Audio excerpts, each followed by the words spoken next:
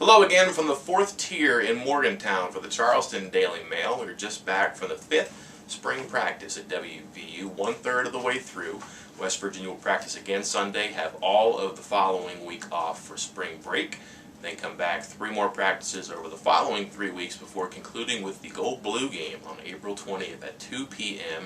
at Mountaineer Field. A nice day today when the wind wasn't blowing. Unfortunately, it was out there in force for most of the half hour we got to saw, and that kind of made the kicking game a little bit tricky. Got to see some field goals today. Kicking with the wind was an adventure. The ball blowing right to left and doing some funny things when the wind got behind it. Josh Lambert managed really well again. Did not see him miss. I haven't seen him miss in the 3 practices I've been able to take in, but the punt returns were kind of funny just to watch how they adjusted on the fly. Andrew Bowie, Dustin Garrison, and Vernon Davis again back there again, and you really had to watch him backpedal and move hard from left to right to try to field the ball cleanly. A lot of push-ups for muffs. And Lonnie Calloway, the receivers coach who has been working with those guys on punt returns, didn't make it any easier. He injected himself a lot and really tried to crowd them and make it difficult. But concentration matters even right now. And I have to tell you, I know everybody's been asking me, what about the quarterbacks? And I have been kind of jaded about that from the beginning, because what can I tell you about 3 guys throwing into a net? There's no defense, and you know what that looks like when quarterbacks are passing against no defense. But today I actually saw something that is probably a little bit useful. What we saw were drills with Shannon Dawson and Dana Holgorsen working with the quarterbacks, and they would align 4 of those tackling dummies, or blocking dummies, I guess, that you can knock over and then pop back up because they're weighted at the bottom. But they were spread out from left to right and at varying depths. And what the coaches wanted to see were the quarterbacks progress left to right in between, as if the pocket were collapsing or moving and they had to navigate through there, and then back right to left, and then step up and throw a pass. And really, for the first time, you could pull something away from that. And that is that Ford Childress, of your 3 quarterbacks on scholarship, has the superior presence and posture. He stands up tall, he does move pretty smoothly, and he's the bigger of the 3 guys there, but does not look affected. And believe me, Shannon and Dana really tried to affect the quarterbacks. They got behind those pads and they pushed him and they rocked him, and they varied their attack every time. The depth of the dummies adjusted frequently, so you're never going through the same route more than once. Chavis Rawlings had some difficulty. Couldn't keep his balance, especially on back pedals, and Paul Millard hunches over a little bit, kind of gets down in a crouch, does not stand as upright as Ford Childress. Again, what do we take out of that? Who knows? They're not going to be, going against stationary dummies and passing drills, but Ford kind of impressed, stood upright and did a pretty good job there.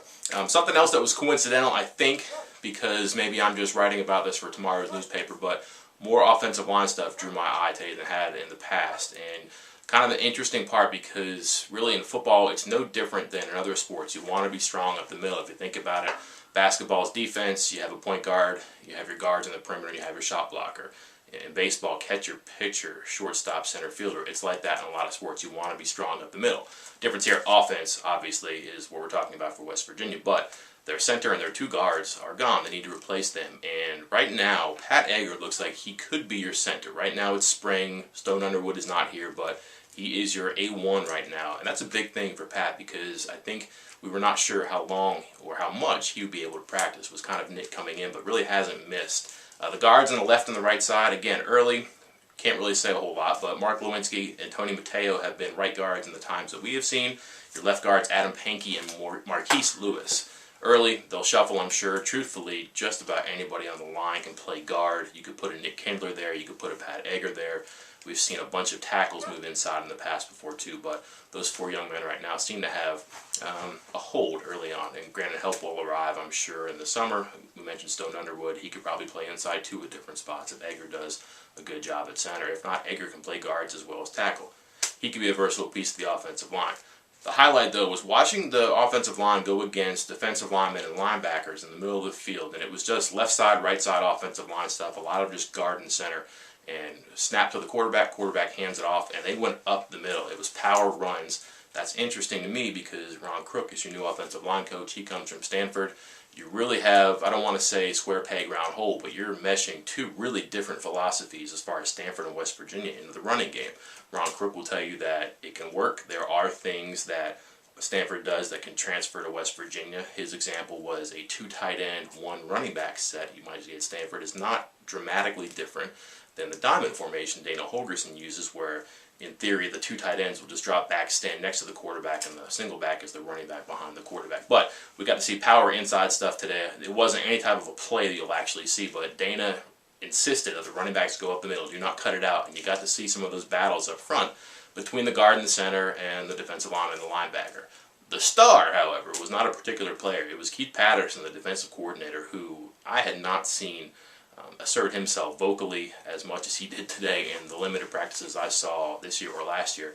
And he really gets after his guys and insists that they take these drills seriously, that they don't sleepwalk through them, and that they do what he says the first time. Yeah, he's not going to give him any chances. He threatened people of not taking more reps after they blew up one play, and he didn't want to see him do it again.